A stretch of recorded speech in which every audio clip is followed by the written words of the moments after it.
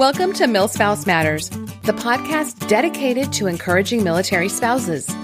I'm your host, Jen McDonald, and I was a military spouse for nearly 30 years until my husband's retirement. I'm now the mom of 4 young adults, including 1 active duty son. I also wrote the book, You Are Not Alone, Encouragement for the Heart of a Military Spouse. Through my experiences, I came to believe that we're only stronger together. Whatever life is throwing your way as a military spouse, let's talk about it. Hello, friends, and welcome to episode 94 of the MilSpouse Matters podcast. This is your friend, Jen, and I am so glad to be talking to you today. We have some amazing guests coming up over the next couple of months, and I can't wait to introduce them to you. And I hope you're doing great wherever in the world this finds you. This episode is sponsored by my new book study guide, the brand new You Are Not Alone book study guide and discussion questions. Whether alone or with a group, this guide for my book, You Are Not Alone, Encouragement for the Heart of a Military Spouse, will be a welcome addition to your reading. In this 11-week book study guide, you'll find each week's themes, the list of readings covered, beautifully laid out scripture focuses, questions you can use on your own or for group discussion, with plenty of space to journal, extra resources, and a clear schedule of what to read for the next week. It's 44 pages and available for immediate digital download on my site. And use the code STUDY15, STUDY, the number 15 altogether, for 15% off. So today we are going to be talking about planning for an overseas move. Both some practical tips as well as preparing yourself mentally and for this big change in not only where you live, but also likely a bit of culture shock. And it's fitting that I'm recording this right now as I just returned from a long trip to Ireland, and that long overseas flight is still fresh in my mind. We had a great time. We went all around the country. My daughter is an Irish dancer. If you're a longtime listener, you know that. And she went to the All Ireland's Championships. And so we added on some extra days to go visit some towns we hadn't before. But I was very ready to get back home and into my own bed. But by the time we were lucky enough as a military family to receive orders for an overseas move, my husband had been in the military for 15 years. And by that point, we joked we couldn't even buy an overseas assignment if we wanted to. And as the years of his career went by, we would watch longingly and with a little bit of jealousy as other military friends moved overseas and back again and reminisced with each other about the German Christmas markets or the awesome scuba diving in Okinawa. And we wanted to be part of that club. And it just seemed like he couldn't ever get orders or a job overseas. And then quite suddenly, it seemed, we found ourselves with our 4 kids and 18 pieces of luggage. Yes, 18. Don't judge. We used the absolute limit allowed since we knew we would be without our household goods for months. On the longest flight of my life to an island in the far Western Pacific called Guam. But practically speaking, a new location comes with situations you can't prepare for, of course. In Guam, I became surprised by the island fever that can take over you when you only have a handful of square miles to explore. The slower pace of life, how much I would miss my extended family, and how long, seemingly simple tasks like renewing my driver's license would take. Later on, we were stationed in Europe, and I was unprepared for how foreign it would all feel. Well, duh. I know that seems obvious. But from shopping to driving, the awareness required and the need to translate everything in your head makes you feel stupid. It gets exhausting at times, and it made me long for being able to engage in everyday chit-chat or understand road signs without having to do a quick mental translation. But you know what else I was unprepared for? How close our military friend circle would become, how much broader the world seemed to my kids, and how living in other cultures would enrich my life from that point on. We've now had the experience of over a dozen military-mandated relocations. So I often say a little bit tongue-in-cheek that I only need 3 things to feel settled again after a move: a dentist, a hairstylist, and a church. Now bear with me. While this may sound simplistic, on further reflection, I think they actually symbolize the basic needs of belonging: a community, personal care, and friendships. They're the things that make me feel human. And while your 3 may be different from mine, I think we're all looking for something similar when we're the new person: connection, familiarity, and ensuring that our spiritual, physical, and mental needs are taken care of. So, with that in mind, if you're facing an overseas move, I'm going to share some advice that I hope you can find helpful. First off, I have a whole section on my site devoted to PCS move resources, including a part about overseas moves with podcast episodes, articles, and resources, including a lengthy article called Planning Your Overseas PCS. And it's the ultimate PCS move resource list, and it covers more than just overseas moves. One thing that's usually certain about military life is that you will move at some point, and there's always something new to learn. So I'll share some of my hard-won tips along with resources that can help you get through your own PCS move. Now, on this episode, we're not going to go into every detail of an overseas PCS move because, after all, the military has been doing it for a while, and they have so many processes in place, from your medical clearance to shipping your vehicle. And I do cover that all on my site. And also, I direct you to official military resources because, of course, guidance is always changing, and you want to make sure that you have their latest regulations of what they're doing. But today I wanted to cover a few things that maybe you don't know about, as well as some things you might learn about yourself if you live overseas. And I would love to hear from you. Tell me what lessons you've learned if you've lived overseas. So first, a couple of practical tips that I'm going to share from the article that I just mentioned, Planning Your Overseas PCS Move. When you receive the news that you'll be moving overseas with a military PCS, you're likely to alternate between feelings of excitement and panic and have so many questions like, what should we pack? Can we bring our appliances? How will we ship our pet? What about our vehicle?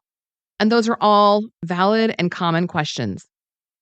Many of the details of an overseas move are the same as those within the U.S., but there's also some big differences in an OCONUS move. While your transportation office will give you counseling and checklists, including all the information you need about passports, travel, customs, and medical clearance, there are some practical starting points for you as you relocate. The It's Your Move document offered by Transcom and Plan My Move from Military OneSource. And anything I mention, I will link in the show notes.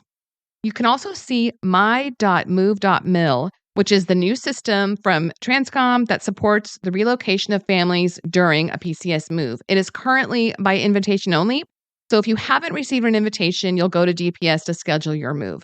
Now, one of my biggest tips that I give people, and I feel like I know a lot of people that never did this, and maybe it's getting better now, but I felt like I would talk to other people and they'd say, no, I didn't have a sponsor. But the military members should be assigned a sponsor. That's not to be confused with your sponsor, your active duty person in your family, but they should assign you a sponsor at the receiving installation, and that person should give you information with questions about housing, youth programs, childcare options, schools, and even details like, how big is the housing? Should you bring your large furniture or leave it in storage? And sponsors will usually have similar rank and family status to your military member. For my own family's overseas move, our sponsors sent us photos and floor plans of the available base housing. They picked us up from the airport, all of our baggage, and our pet. Very welcome after a long overseas flight because you're just going to be exhausted. And they had basics like breakfast items waiting for us in our temporary lodging. And did you know kids can have their own sponsor too? Yes, there is something called the Youth Sponsorship Program that can help ease your military child's transition. So it's similar to the sponsor program, but what the Youth Sponsorship Program does is matches kids already located at the destination to incoming kids. So with help from parents to make the coordination, new kids are introduced to local kids either through phone calls, emails, or events after they've registered. A large component of the Youth Sponsorship Program is the Military Child Education Coalition's Student-to-Student School Transition Support Program. That program is school-based, where military children are present even on off-base schools and led by current students. This is available at elementary, middle, and high schools. There's actually a law that directs the Secretary of Defense to require a youth sponsorship program at every military base, so they should be easy to find. Start with a search on your bases page, usually under Child and Youth Services, MWR, Fleet and Family Readiness Programs. You can also check with the DoD's school liaison at your base. So after you get connected and you're learning more about the location, you're probably going to be thinking about shipping your household goods. So there's a few things to remember. And again, we're not going to cover everything because that would take forever. But it's time to purge and organize. Know your household goods weight allowance. And another thing to consider is what are the voltage requirements where you're going to be stationed. So you may not even be able to bring like your microwave or things like that. You may need to purchase certain items after you arrive and leave some things behind. And this is a great question to ask your overseas sponsor. Overseas housing tends to run smaller, so it's a great time to streamline your belongings, donate, throw away, have a garage sale for items that you don't want to move across the world. You will also have an unaccompanied or express baggage shipment, and that's a smaller shipment of household goods that are expedited, and they should arrive more quickly than your main household goods. This could include bedding, towels, a few pots and pans, and anything else you might need immediately. I've also shipped boxes to myself. When we were homeschooling, I would ship ahead school books or things that we might need, which my kids just always loved that I did that. But that's also something to keep in mind. You should have a temporary P.O. box at the base that you can ship things to yourself. Also keep in mind that many overseas locations maintain loan lockers for families so that you can borrow household basics along with loaner furniture. So that's something else to check with your sponsor. Keep in mind that your household goods could take weeks or even months to arrive, so be prepared for a wait. During an overseas move, all of your belongings and boxes will be packed into containers or crates and sealed. Moving companies are required to seal the crates at your residence before leaving. At pickup, it's very important that you verify all the seals are intact and that the numbers match the inventory sheet before you sign anything. And be sure to make a note of any seals broken or missing. Now, packing for your overseas flight. Like I mentioned, we have moved with lots of luggage.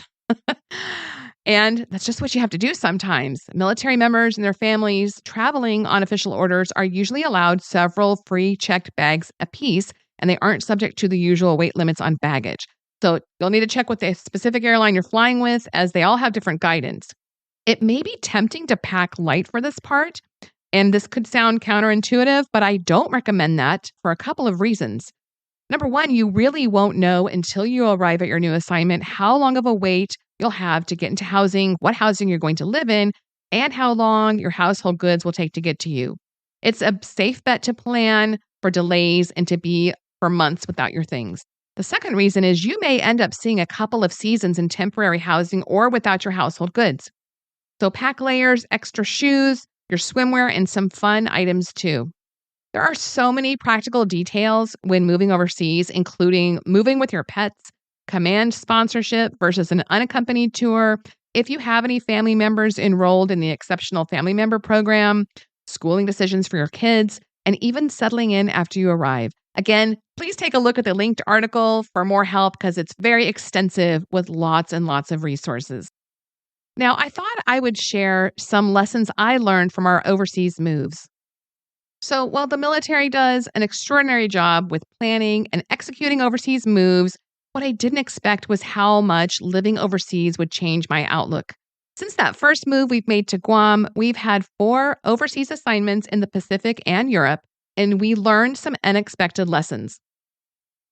The first lesson I learned was the fine art of waiting. Is your electricity out? Don't worry, it'll be on again in a few hours or maybe tomorrow. You'll figure out how to pass the time while you wait in a way that doesn't involve electronics. Stores close early or aren't open on Sundays, or maybe they don't have any regular hours at all. Well, that can wait too. Your driver's license expired. Well, the mother in me would tell you that you should have planned ahead to get ready to stand in a lot of lines to rectify that situation. The second lesson is it's okay to accept help. Listen to your neighbors who are willing to clue you in about expectations where you're living overseas. You shouldn't mow your lawn on Sundays. It's rude to honk your horn in Hawaii, but expect it in Italy to navigate traffic. You don't have a clue what, quote, quiet hours entail? Ask someone. I also found that many times locals will tell you if what you're doing is annoying and not socially acceptable. So just take their advice. You'll also likely be far from family, which will then make you realize lesson number 3, the importance of community. Whether you live on base or off, the overseas military community is so unique and it's such a wonderful experience. Those will be the people you bond with. You'll celebrate birthdays, holidays, and everything in between. They'll be the ones to jump in and help when you're sick or your spouse is deployed. And when you leave, you'll miss that. There is a bond overseas that I never found anywhere else. The fourth lesson is from housing to storage to even oven size, you learn to do more with less. Downsizing takes on a whole new meaning. I once cooked an entire Thanksgiving dinner in an oven the width of a 9 by 13-inch pan. No exaggeration. And I have a photo of this on my site, so I'll link to this blog post that I am taking these lessons from. And it was pretty funny. I was like, how am I going to do this? Well, I think I got a turkey breast and cut it in half and cooked it separately. Like I cooked one part and then cooked the other. And you just learn to do things differently. My minivan, which was small by US standards, was like trying to drive a bus down some narrow European streets. I had a friend who had a larger SUV and she told me she would have to park at the edge of villages and walk. She couldn't even drive her car into certain villages in Germany. The fifth lesson is learning to celebrate differences. There's so much to learn from our friends around the globe. Some of the lessons I learned from them was not always being in a hurry, the importance of rest, and respecting local customs. But there's also some American ways that I have learned to appreciate. We're friendly, we're open, and that willingness to try new experiences. The sixth lesson or thing I loved about living overseas was the food. Take a chance on something new. Foods that I didn't grow up with are now counted among some of my favorites. Fresh Brötchen in Germany, Schnitzel, Lumpia, Riesling, Kahlua pork, Pancit, pho. I'm hungry just thinking about all of it. And don't even get me started on the cheese possibilities. We took a tour to the Netherlands and went to a cheese factory in Amsterdam and got to taste like fresh cheese. And then we had a place when we were stationed in Germany that was like an hour's drive. And it was a place that we could just drive over and get wine for like €3 a bottle. It was crazy. And just some of the best food, just if you get to go someplace like that, enjoy that experience. The seventh lesson would be get out there.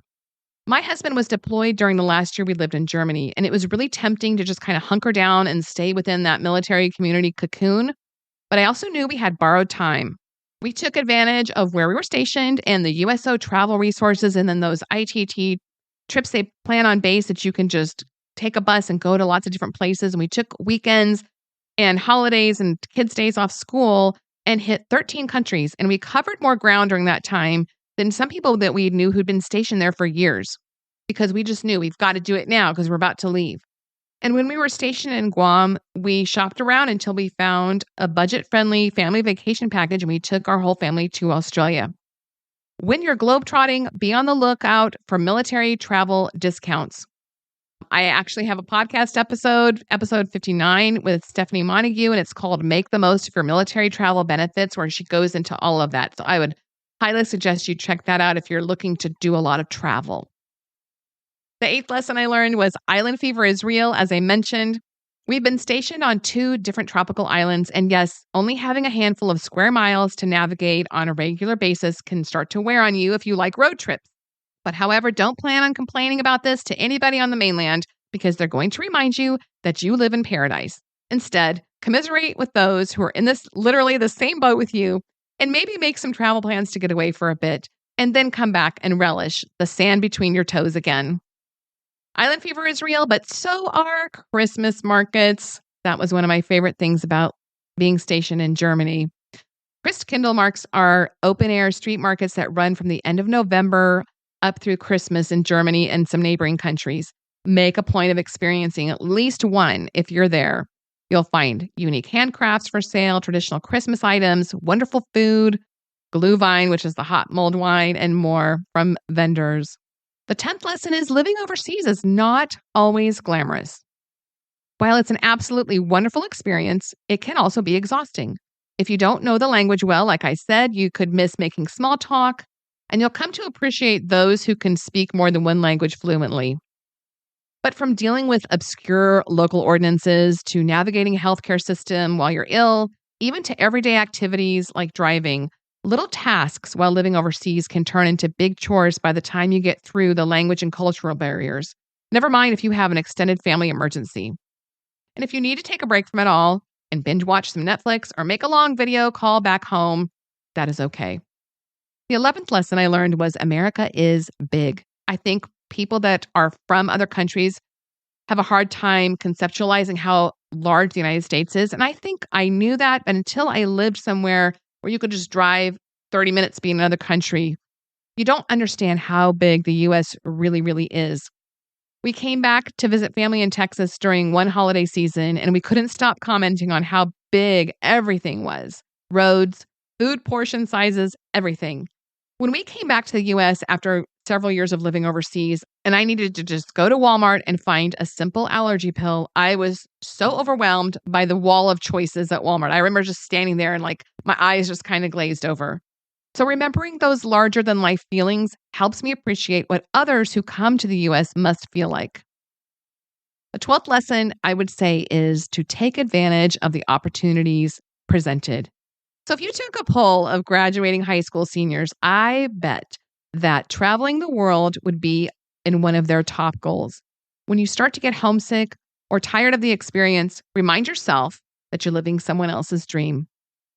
While I've barely scratched the surface of life as an American family living in another country, just know that it will pass by too quickly, and before you know it, you'll have another page or two in your military life scrapbook, and you'll be reminiscing about the things you learned and all your experiences. Are you moving overseas? I hope this helps you a little. In the meantime, embrace the adventure and the suck. It's all part of the package. And I hope you make incredible memories and have experiences that you never could have imagined. As you face your upcoming move, remember, you are brave, you are strong, and no matter where military life lands you, you have got this. I would love to hear from you. Tell me about your overseas adventures, and I'll talk to you next time. Thanks for listening to the MilSpouse Matters podcast.